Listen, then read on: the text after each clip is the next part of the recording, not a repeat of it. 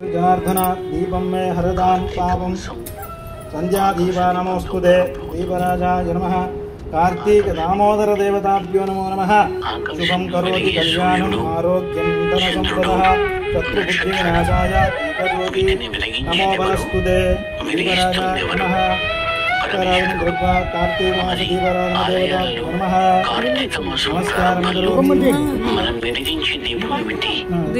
దాన్ని ఆకాశ దీపం అని అంటారు. दीपराजाय नमः ధ్వజస్తంభానికి తాడు కట్టి ఒక చిన్న పాత్రలో ब्रह्मरोगोऽसि ज्योतिषाम्बरपरविजयः सौभाग्यं देहि पुत्रान् सर्वकामान्तरेखे गौरीपदेवी उपस्मिन् कर्मसाक्षी దాన్ని జాగ్రత్తగా భక్తుల సమక్షంలో భగవన్నామస్మరణ చేస్తూ పైకి ఎత్తుతారు.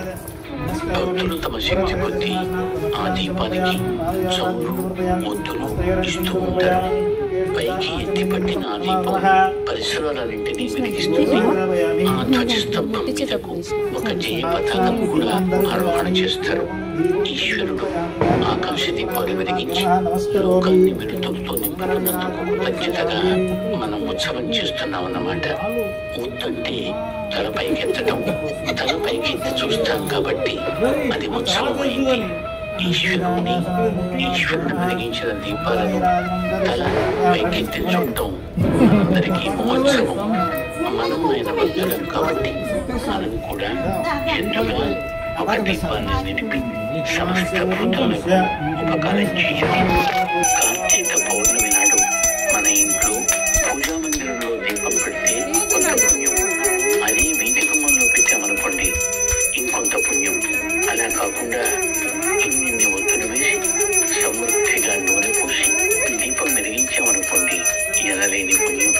ప్రదోష వేళ మన ఇంట్లో దీపం వెలిగించి త్రయంబకమావాహయామి దామోదరమావాహయామి అంటూ దీపానికి నమస్కరించాలి.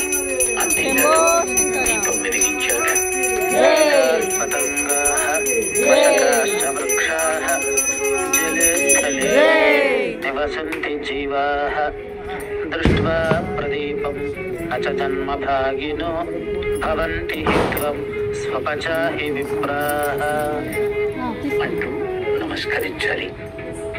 ఈ దీపం కాదు, ఇది త్రయంబకుడు, ఇది దామోదరుడు. దీపం వెలిగించినందువల్ల కలిగే పుణ్యం ఎవరికి వెళ్ళాలంటే చిన్న చిన్న పురుగులు, పతంగాలు, దోమలు, చెట్లు, నీళ్ళల్లో ఉన్న చేపలు, కప్పలు, తాబేళ్లు, మొసళ్ళు మొదలైన ప్రాణులన్నీ వచ్చి పడింది అనుభవించటమే కానీ కర్మలు చేయలేవు, వాటంతటను పుణ్యం చేయలేవు.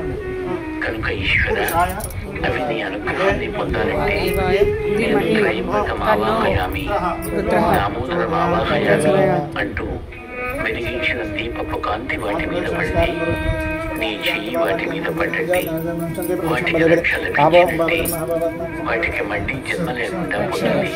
అలాగే వేదాల మీద నమ్మకం లేకుండా వేద నింద చేస్తూ కేవలం తన పోషణార్థం కోసం మాత్రమే బతుకుతున్న వాళ్ళ మీద ఈ దీపకాంతి పడితే వచ్చే జన్మలోనైనా వాళ్ళ వేదాన్ని చదవడం, వేద ప్రచారం చేస్తూ ఉపకరణులుగా బతికి పరమార్థం దామోదరుణ్ణి త్రయంబకుణ్ణి ఈశ్వరుని ఎందు ఆవాహన చేసి చేయడం వల్ల దీపకాంతిగా గొప్పతనం వస్తుంది. శాస్త్రంలో ఇంకో విషయం కూడా చెప్పారు. లోకానికి మనం ఎంత వెలుగును పనిచేస్తే ఈశ్వరుడికి మన మీద అప్రమైతే కలుగుతుంది. చెత్తనంతా కూడా వెలిగించాలి. అయితే లౌకిక అగ్నితో కాదు, అగ్గిపుల్లతో కాదు, ప్రదోష వేళ దీపం వెలిగించి ఆ జ్వాలతో అప్పుడు కూడా త్రయంబకమావాహయామి దామోదరమావాహయామి అంటూ చిత్తమర్థం చేయాలి. కార్తీక పౌర్ణమి నాడు అందరూ దీపాలు వెలిగిస్తారు, దీపాలు ఎత్తి పట్టుకుంటారు. దీపాలు వెలిగించని ప్రదేశమే ఉండదు. మనం దీపాలు వెలిగించటం వల్ల సంతోషిస్తాడు. సకల జీవుల మీద ఈశ్వర కాంతిని, ఈశ్వర అనుగ్రహాన్ని ప్రసరింపచేస్తున్నందుకు ఆయన మనల్ని మెచ్చి మళ్ళీ మనకు ఉత్తమమైన మానవ జన్మను ప్రసాదిస్తాడు. కార్తీక సమో మాసః న దేవం కేశవాత్ పరం న చ వేద సమం శాస్త్రం న తీర్థం గంగయా సమం సర్వజ్ఞాన